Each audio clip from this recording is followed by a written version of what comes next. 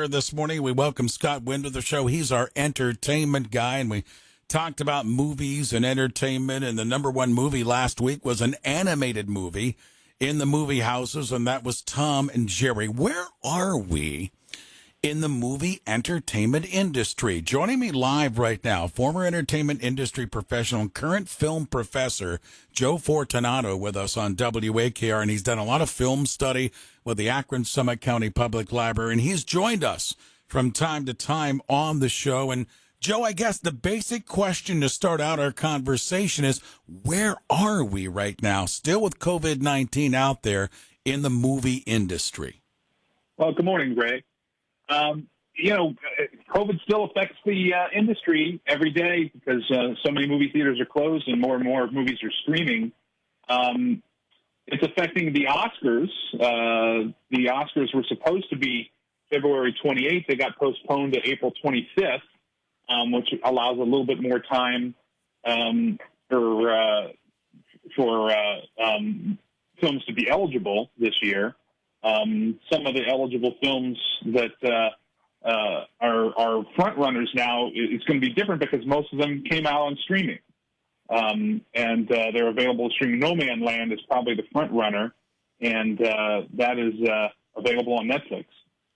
Joe, that's the product itself, and that's where I wanted to talk about next. What about the movie product? Obviously, that's been slowed down because of filming and pushing things back and such, but what are you hearing out of Hollywood? How much product is being done and right now is still on the back burner? Well, the good news is that so many things that were postponed from last year are now going to be released this year. The question still remains, how many people will go to theaters and how many people will still stream stuff, at home? Some big movies, one being released today, Coming to America, the sequel to the Eddie Murphy hit, is going to be streaming on Amazon starting today. A couple of big releases from last year that got pushed back is the James Bond film, No Time to Die. That's going to come out on April 2nd. Black Widow is going to be coming out on May 7th. So a lot of films that were supposed to come out last year are now coming out this year. That's in addition to the new films that are coming out that were set for release this year. Big things like Godzilla vs. Kong, which is coming out May 21st. That'll be streaming on HBO Max as well as being in theaters. So viewers are going to have choices.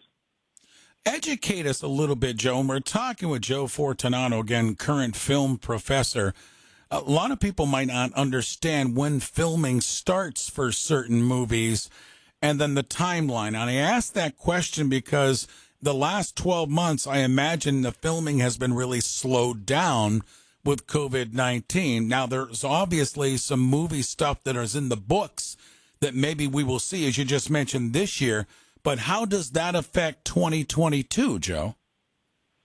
Well, things are slowing down or have slowed down because of the pandemic in the last year. But production has ramped up. Hollywood's figured out a way to do things safely and to still produce movies on set. And it's a little bit more expensive because of the accommodations that need to be made for safety.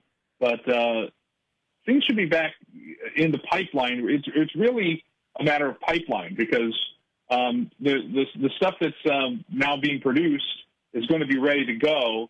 It's just a matter of getting them into theaters. And when theaters want to, if studios want to wait and see if they can put them into theaters or if they're comfortable streaming on things like HBO Max. Yeah, and that's the next thing, isn't it, Joe? Because of COVID-19, we've seen the streaming with movies, like you mentioned, Coming to America 2, that is out today, where it's changing the landscape of movies. And moving forward, talk about how you see the movie theater presence compared to the streaming of the movie presence. Will it be a combination? Will the theaters need to be creative? How do you see that side of the business going forward?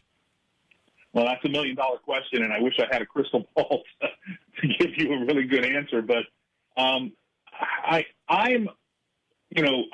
sort of an old school romantic in the sense that I feel like there's a need for in-person theaters, and I think that people are going to crave that experience once it's safe to go back into theaters. And, you know, a knock on wood, we're getting closer and closer to COVID cases coming down with the vaccinations. And, you know, I think Hollywood is banking on the fact that theaters will be able to reopen, you know, in the summer, and some are already open, of course, but more and more theaters will be able to reopen in the summer and fall, and that people will want to go back to the theaters.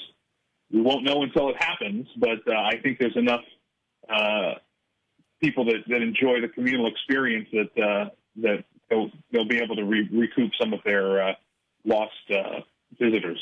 He is a film professor, Joe Fortunato, with us on WAKR. So, Joe, going now to where we are in 2021, you mentioned some of the movies to expect in the months ahead. Little preview for us for the spring, summertime, and 2021 season we can expect to see, the big ones? Yeah, sure. Like I said, I already mentioned Coming to America is going to be hitting Amazon today, starting today. The Bond film, No Time to Die, comes out on April 2nd. Some other films that I haven't mentioned yet are Cruella, which is the Disney live-action take on 101 Dalmatians. That stars Emma Stone. That's going to come out May 28th. For the fans of the Fast and the Furious series, Fast and the Furious 9, if you can believe that, is going to also come out on May 28th.